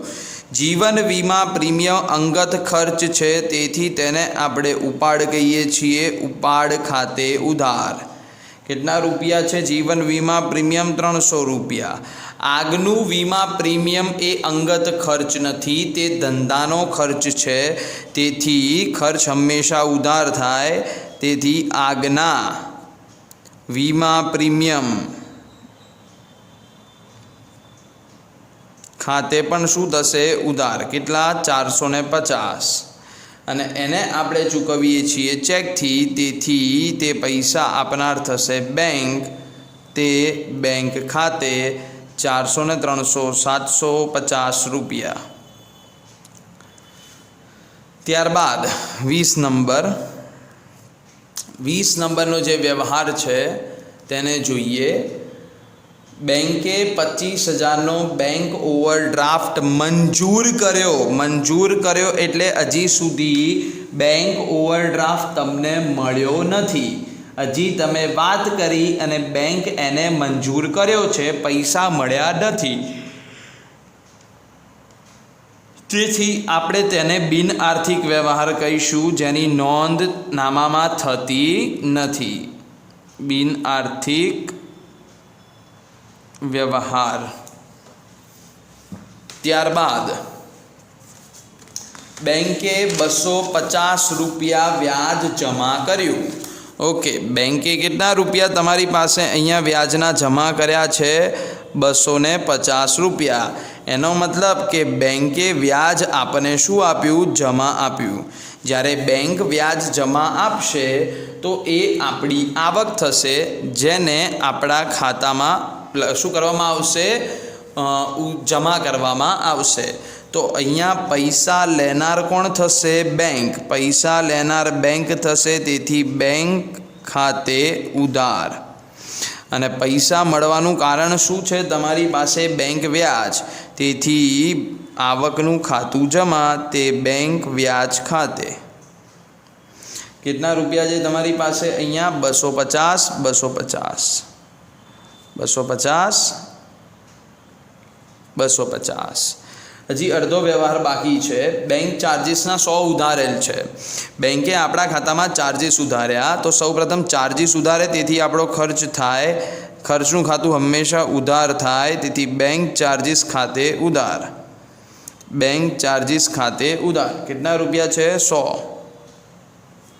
અને એ પૈસા ચૂકવનાર આપણી વતી થશે બેંક, એટલે બેંક આપનાર છે, તેથી તે બેંક ખાતે.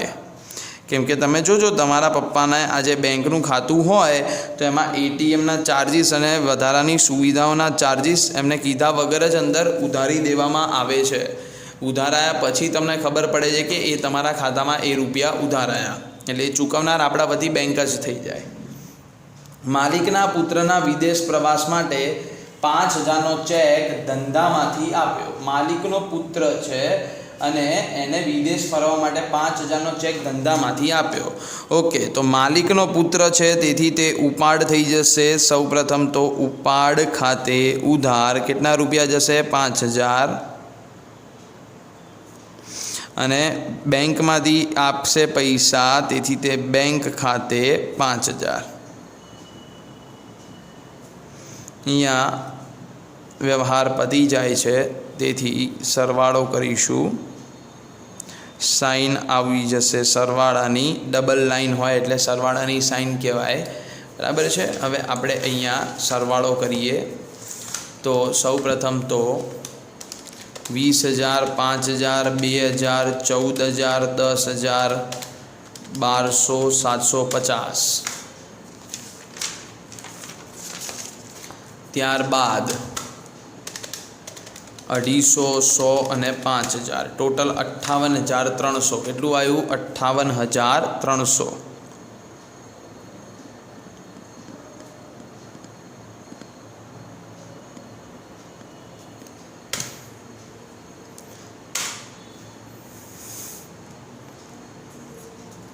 ત્યારબાદ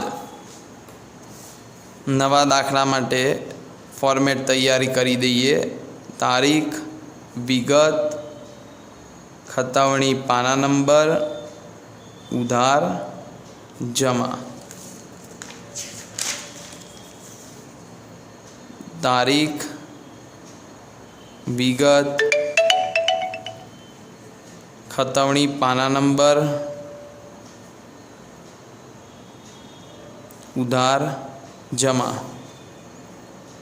તારીખ, વિગત, ખતાવણી પાના નંબર, ઉધાર, જમા। આપણે અહીંયા અત્યારે દાખલા નંબર 11 કરવાનો છે। મને ખબર છે કે વચ્ચે મેં 2 દાખલા અત્યારે છોડાવડાયા છે, એનું કારણ છે સૌપ્રથમ દાખલા નંબર 11 ને ધ્યાન આપીએ તો અહીંયા ઉપજ ખર્ચના વ્યવહારો છે। એટલું યાદ રાખજો, ઉપજ અને નફો હંમેશા જમા થાય, ખર્ચ હંમેશા ઉધાર થાય, બરાબર છે। નીચેના આપેલા મે 2014 તો તારીખમાં સૌપ્રથમ 2014 મે, બરાબર છે। વ્યવહારો શશાંકના ચોપડે આમનોંધમાં લખો। ઓકે, કોના ચોપડે લખવાની છે આમનોંધ? શશાંક, તો શ્રી શશાંકની આમનોંધ। કોની આમનોંધ થશે? શશાંકની આમનોંધ। મે 1 તારીખ છે। ઓકે, દુકાનના ઉદ્ઘાટન પ્રસંગે ચા પાણી ખર્ચ, દુકાનના ઉદ્ઘાટન પ્રસંગે ચા પાણી ખર્ચ તથા નાસ્તા ખર્ચના 500 ચૂકવ્યા। હવે દુકાનનું ઉદ્ઘાટન બેટા એક જ વખત થાય, તેથી તે આને કોઈ પર્ટિક્યુલર એટલે કે એક ચોક્કસ શબ્દનો ખર્ચ નથી કહેવાતો, તેને પરચુરણ ખર્ચ તરીકે ઓળખવામાં આવે છે, તેને પરચુરણ ખર્ચ તરીકે ઓળખવામાં આવે છે। ઓકે, આપણે ચા પાણી અને નાસ્તાનો ખર્ચ થયો છે, તેથી ખર્ચ હંમેશા ઉધાર થાય।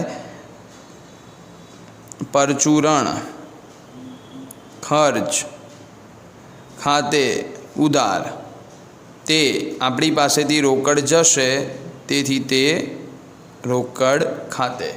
કેટલા રૂપિયા આવશે? 500।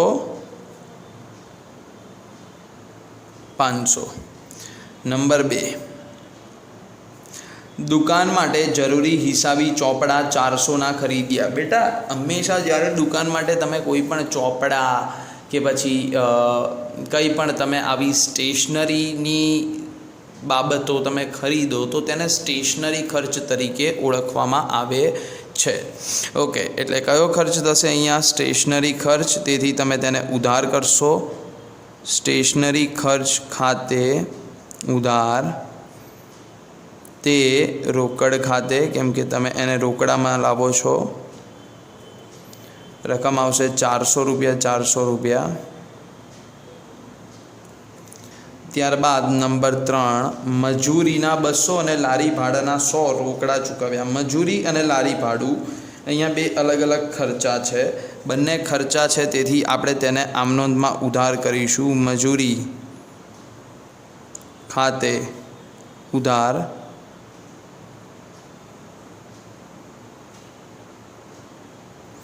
લારી ભાડા ખાતે ઉધાર, તે રોકડમાં ચૂકવાયું છે, તેથી રોકડ જાય છે, તેથી રોકડ ખાતે।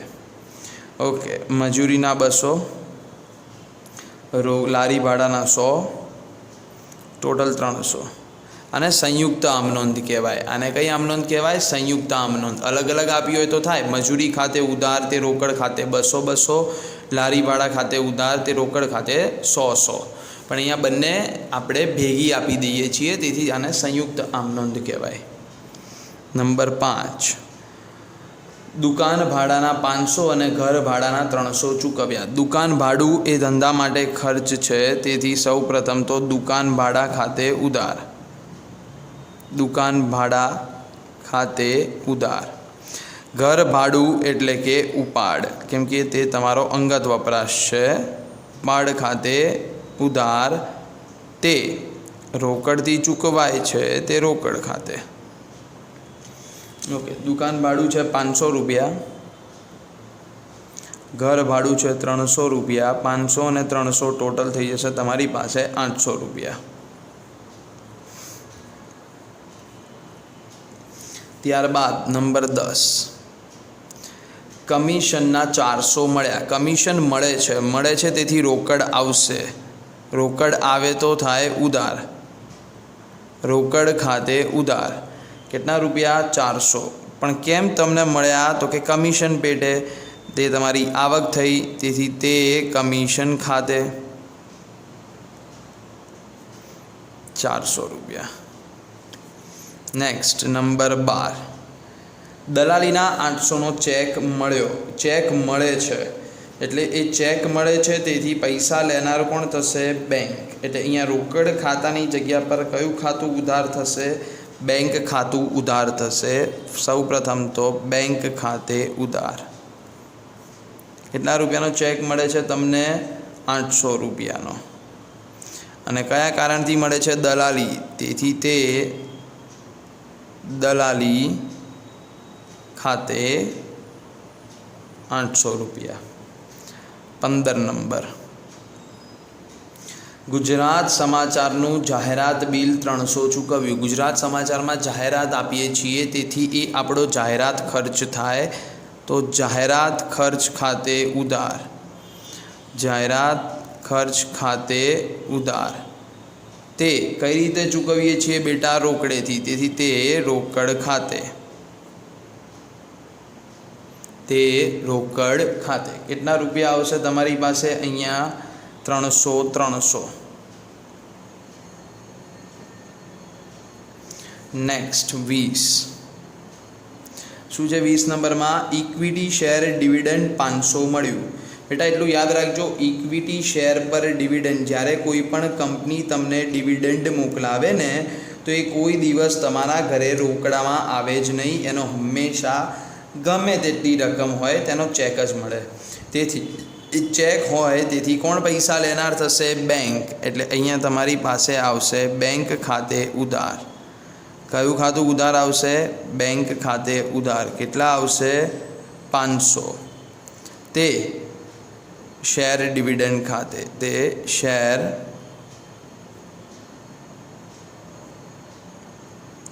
ડિવિડન્ડ ખાતે કેટલા આવશે? 500। બરાબર છે। ત્યારબાદ એસઆર કંપનીએ ડિબેન્ચરનું 1000 રૂપિયા વ્યાજ ચેકથી ચૂકવ્યું। ઓકે, 24 નંબર, એસઆર કંપની છે જેના ડિબેન્ચર ઉપર 1000 રૂપિયા વ્યાજ તમને ચેકથી ચૂકવેલ છે, એટલે તમને ચેક મળેલ છે, તો પૈસા લેનાર બેંક થશે, તો બેંક ખાતે ઉધાર। તે ડિબેન્ચરના વ્યાજ ખાતે। તમારી આવક શું થશે બેટા? ડિબેન્ચર વ્યાજ, તેથી તે ડિબેન્ચરના વ્યાજ ખાતે। કેટલા રૂપિયા થશે? 1000। ત્યારબાદ લાસ્ટ, દુકાન માટે 3000ની કિંમતનું સાઇન બોર્ડ બનાવડાવ્યું। દુકાન તમારી છે, એ દુકાનની અંદર તમે 3000 રૂપિયાની કિંમતનું શું બનાવડાવો છો? Sign board. સાઇન બોર્ડ બનાવડાવો, તેથી તે તમારું શું થાય બેટા? ફર્નિચર। શું થાય તમારું? ફર્નિચર। તમારી એ શું થાય? મિલકત થાય। શું થાય? મિલકત। સાઇન બોર્ડ જે છે મિલકત તો થાય છે, પણ કેવી મિલકત થાય છે? ફર્નિચર બનાવડાવ્યું, એટલે સૌપ્રથમ તો મિલકત તમારી પાસે આવશે, તેથી ફર્નિચર ખાતે ઉધાર। અને સામે તમારી પાસેથી રોકડ જશે, તેથી તે રોકડ ખાતે। કેટલા રૂપિયા આવશે? 3000। ત્યારબાદ બધા વ્યવહાર અહીંયા પતી જાય છે, તેથી આપણે અહીંયા સરવાળો કરીશું। કુલ સરવાળો ઉપર એક લાઈન, નીચે ડબલ લાઈન। એ સરવાળાની સાઇન છે બેટા, નામાની અંદર સરવાળાનું ટોટલ હોય ને ત્યાં ડબલ લાઈન થાય। 500, 400, 200, 100, 500, 300, 400, 800, 300, 500, 1000 અને છેલ્લે આવશે 3000। टोटल 8000 रुपया। टोटल केटला 1000 रुपया आवशे? 8000 रुपया। एटले उधारमां पण अहींया लखीशुं 8000 अने जमामां पण अहींया लखीशुं 8000। हूँ अहींया नवो दाखलो आज पेज उपरथी चालू करी दऊं छुं, जेथी मारे जग्यानो अभाव न थाय।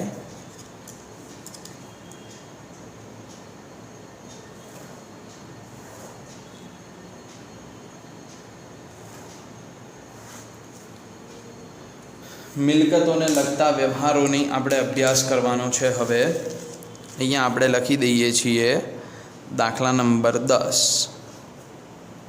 तारीख, विगत, खापा, उधार ने जमा। अहींया तमारी पासे तारीख नथी। श्री लक्ष्मण रंचेडाना ચોપડામાં નીચેના વ્યવહારોની આમ નોંધ લખો। ઓકે, એટલે કોના ચોપડે આપણે આમ નોંધ લખવાની છે? લક્ષ્મણ રંચેડાના ચોપડે। તો શ્રી લક્ષ્મણ રંચેડા, સોરી ચંડેરા છે, લક્ષ્મણ ચંડેરા ની આમ નોંધ। तमारे तो नवा पेज उपरथी चालू करवानी है। हूँ अहींया आ पेज उपरथी चालू करूँ छूँ।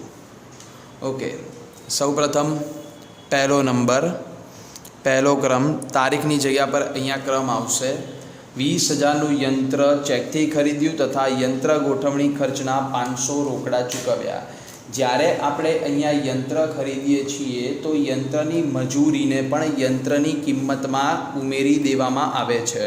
एटले टोटल अहींया आपने यंत्र 20,000 नहीं पण 20,500 में पड़े छे। सौ प्रथम तो यंत्र आवे छे, तेथी यंत्र खातुं शुं थशे? उधार थशे। यंत्र खाते उधार।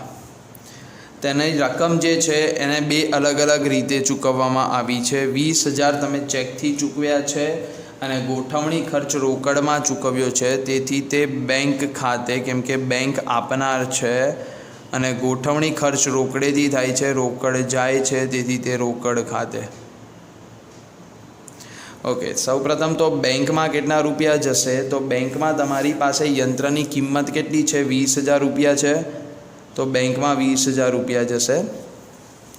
ત્યારબાદ તમે અહીંયા ગોઠવણીનો ખર્ચ તમે આપ્યો છે 500 રૂપિયા, તો રોકડની અંદર જશે 500 રૂપિયા। 20,000 ને 500નું ટોટલ કરીને યંત્રમાં ઉધાર આવશે 20,500। ગોઠવણી ખર્ચ યંત્રમાં જઈને ઉમેરાઈ જાય છે, તેથી આ રીતે તેની કમ્બાઇન એટલે કે સંયુક્ત એન્ટ્રી આપવામાં આવેલ છે। નંબર 2, 3,000 फर्निचर कावेरी फर्निचर मार्टमांथी खरीद्युं, लारी भाड़ाना 50 रोकड़ा चूकव्या। अहींया शुं थाय छे के तमे 3,000 रुपयानुं फर्निचर खरीदो छो कावेरी फर्निचर मार्टमांथी, पण जेनुं हजी सुधी तमे रोकड़मां चूकवणी करी नथी, साख पर लीधुं छे अने लारी भाड़ुं 50 आप्युं, એટલે टोटल तमने फर्निचर કેટલામાં પડ્યું? 3,050 માં। સૌ પ્રથમ फर्निचर आवे छे, तेथी फर्निचर खाते शुं थशे? उधार थशे। फर्निचर खाते उधार। फर्निचर आपनार कोण छे? कावेरी फर्निचर मार्ट, तो ते कावेरी फर्निचर मार्ट खाते, कावेरी फर्निचर मार्ट खाते। अने तमे अहींया बीजुं शुं चूकवो छो? लारी भाड़ुं। केमां चूकव्युं? रोकड़मां, तेथी रोकड़ जाय छे, तेथी ते रोकड़ खाते, ते रोकड़ खाते। कावेरी फर्निचर मार्ट में फर्निचर की किंमत आवशे 3,000 अने लारी भाड़ानी किंमत तमारी छे 50 रुपया, ते रोकड़ में जशे। आ बंनेनो सरवाळो थईने 3,050 फर्निचर में लखाशे। નંબર 3, મહાલક્ષ્મી મિલના 50 શેર, શેર દીઠ ₹100 ભાવે ખરીદી, શેર દીઠ 20% દલાલી સહિત નાણાં ચૂકવ્યા. નાણાં કઈ રીતે ચૂકવ્યા છે બેટા? ચેકથી ચૂકવ્યા. ઓકે, તો સૌપ્રથમ તમારી પાસે અહીંયા શું આવે છે? મહાલક્ષ્મી મિલના શેર. મહાલક્ષ્મી મિલના તમે શેર ખરીદો છો, તેથી તેને તમારું શું કહેવાય? રોકાણ કહેવાય. તેથી તેને તમારું શું કહેવાય? રોકાણ. ક્યાં રૂપિયા તમે રોક્યા? શેરમાં રોક્યા. ક્યાં રોક્યા? શેરમાં તમે રૂપિયા રોક્યા. ઓકે, દલાલી પણ તમે ચૂકવી, દલાલી તમારો ખર્ચ થયો, એટલે આની આમ નોંધ થાય તમારી પાસે. શેર રોકાણ ખાતે ઉધાર, શેર રોકાણ ખાતે ઉધાર. દલાલી તમે ચૂકવો છો, તેથી દલાલી તમારો ખર્ચ છે, દલાલી ખાતે ઉધાર. બંનેની માટે તમે આપ્યો છે ચેક, પૈસા આપનાર થશે બેંક, તેથી તે બેંક ખાતે, તેથી તે બેંક ખાતે. ઓકે, શેરમાં કેટલા રૂપિયા આવશે? તો કે 50 શેર છે અને 100 રૂપિયાના ભાવના છે, એટલે શેરના રોકાણમાં તમારી પાસે રકમ જશે 5000 રૂપિયા ઉધારમાં. એક શેર લેખે તમારે 20 પૈસા છે. એક શેર ઉપર કેટલા પૈસા છે? 20 પૈસા. એવા તમારા કેટલા શેર છે? અહીંયા 50 શેર. તો 50 ગુણ્યા 0.20 કેટલા રૂપિયા થાય? 10 રૂપિયા તમારી દલાલી. ટોટલ તમારી પાસે કેટલા થશે? 5010 રૂપિયા.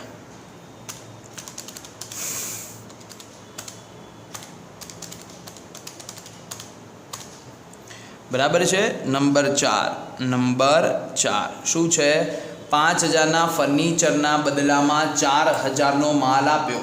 5000ના ફર્નિચરના બદલામાં 4000નો માલ આપ્યો. ઓકે, તમે અહીંયા શું કરો છો? 5000નું ફર્નિચર તમે કોઈની પાસેથી લો છો, એટલે ફર્નિચર આવે છે, પણ તમારી પાસેથી માલ શું થાય છે? વિદ્યાર્થી મિત્રો જાય છે. તો તમારે અહીંયા સૌથી પહેલાં તો તમે આમનોંધ તમે આપો, તો આમનોંધ તમારી પાસે શું થાય? તો સૌપ્રથમ તો તમારી પાસે અહીંયા શું આવે છે? ફર્નિચર. તો તમે અહીંયા શું લખો? ફર્નિચર ખાતે ઉધાર. શું થાય તમારી પાસે? સૌપ્રથમ અહીંયા ફર્નિચર ખાતે ઉધાર. તેના બદલામાં તમે શું આપ્યો? માલ. માલ આપ્યો એટલે એને અન્ય રીતે માલની જાવક કહેવાય. તેથી અન્ય રીતે માલની જાવક છે, તેથી ખરીદ ખાતું શું થશે? જમા. હવે અહીંયા તમે રકમ કઈ લખશો? 4000 કે 5000? તો અહીંયા રકમ લખાશે 4000. જેટલા રૂપિયાનો માલ જતો હોય એટલા રૂપિયાથી જ વ્યવહારની આમ નોંધ થાય. તેથી 5000નું યંત્ર આવે છે, પણ એની સામે આપણે આપીએ છીએ ફક્ત 4000નો માલ, તેથી લખાશે કેટલાથી તમારે આમ નોંધ? 4000 રૂપિયાથી. નંબર 5, નંબર 5 શું કીધું છે? 6000નું જૂનું યંત્ર 5000માં વેચ્યું. 6000નું જૂનું યંત્ર કેટલામાં વેચો છો? 5000માં. બેટા 6000 રૂપિયાની સામે તમને મળે છે 5000. 5000 તમને મળે છે. 5000 મળે એટલે રોકડ આવે, તો સૌ પ્રથમ તો રોકડ ખાતે ઉધાર. રોકડ ખાતે ઉધાર. કેટલા રૂપિયા મળશે તમને? 5000 રૂપિયા. 6000ની વસ્તુના 5000 તમને મળે છે, તો 6000માંથી 5000 બાદ કરો તો 1000 રૂપિયા તમારું શું આવે? નુકસાન. તો યંત્ર વેચાણના નુકસાન ખાતે, નુકસાન ખાતું હંમેશા શું હોય? ઉધાર. શું હોય? ઉધાર. યંત્ર તમે વેચ્યું ને, એનાથી તમને શું થયું? એટલે યંત્ર વેચાણના નુકસાન ખાતે ઉધાર. યંત્ર વેચાણના નુકસાન ખાતે ઉધાર. તે તમારી પાસેથી શું જશે? યંત્ર જશે. તમારી પાસેથી શું જશે? યંત્ર જશે. તેથી તે યંત્ર ખાતે, તેથી તે યંત્ર ખાતે. ઓકે, યંત્ર કેટલાનું ગયું તમારી પાસેથી? 6000નું. એની સામે 5000 મળ્યા. નુકસાન કેટલાનું કર્યું તમે? 1000 રૂપિયાનું. નુકસાન કેટલાનું કર્યું તમે? 1000 રૂપિયાનું. છેલ્લો તમારો વ્યવહાર, 6થા નંબરનો વ્યવહાર. ત્યારબાદ આપણે આજે અહીંયા આપણો લેક્ચર પૂર્ણ કરીશું. બાકીના આપણે વ્યવહારો આવતા લેક્ચરમાં કરીશું. ઓકે, 50,000 માં જમીન ખરીદી અને 2,000 દસ્તાવેજ તથા કાનૂની ખર્ચના થયા, નાણાં રોકડા ચૂકવ્યા. ઓકે, સૌથી પહેલાં તો જમીન ખરીદી, તેથી જમીન તમારી પાસે આવે છે એટલે જમીન ખાતે શું થશે, તમારી પાસે અહીંયા ઉધાર થશે. દસ્તાવેજનો ખર્ચ તમે થયો છે તેથી તેને પણ તમે અહીંયા ઉધારશો. દસ્તાવેજ ખર્ચ ખાતે ઉધાર, એટલે મેં અહીંયા ખાલી દસ્તાવેજ લખ્યું છે. દસ્તાવેજ ખર્ચ ખાતે ઉધાર તે રોકડ ખાતે. ઓકે, જમીન ખરીદી છે 50,000ની, તેથી અહીંયા લખાશે 50,000. દસ્તાવેજનો ખર્ચ થયો છે 2,000 અને ટોટલ તમારી પાસે આવશે અહીંયા 52,000. ઓકે, અહીંયા દાખલો પતી જાય છે, તેથી આપણે અહીંયા સરવાળો કરીશું. ઉપર સિંગલ લાઈન આવશે અને નીચે ડબલ લાઈન. ઓકે, ટોટલ કરીએ 20,500, 3,050, 5,000, 10, 4,000, 5,000, 1,000, 50,000 ને 2,000. ટોટલ 90,560 રૂપિયા આવશે ઉધાર બાજુ, 90,560 રૂપિયા આવશે જમા બાજુ. તો આજે અહીંયા આપણે આપણો લેક્ચર પૂર્ણ કરીએ છીએ. આટલા તમારે વ્યવહાર જે આપણે કર્યા, જેની આપણે આજે આમ નોંધો કરી, એને તમારે વ્યવસ્થિત રીતે સમજવાની રહેશે. 2 વખત તમારે વિડીયો જોવો હોય તો તમે જોઈ શકો છો. ત્યારબાદ તમારે તેની સેલ્ફ પ્રેક્ટિસ કરીને તમારા ફેર બુકમાં તેને લખવાની રહેશે. બરાબર છે મિત્રો? આવતી વખતે આપણે આ ચેપ્ટરના બાકીના દાખલા ગણીને આ ચેપ્ટર આપણે પૂર્ણ કરીશું. Okay, till then by.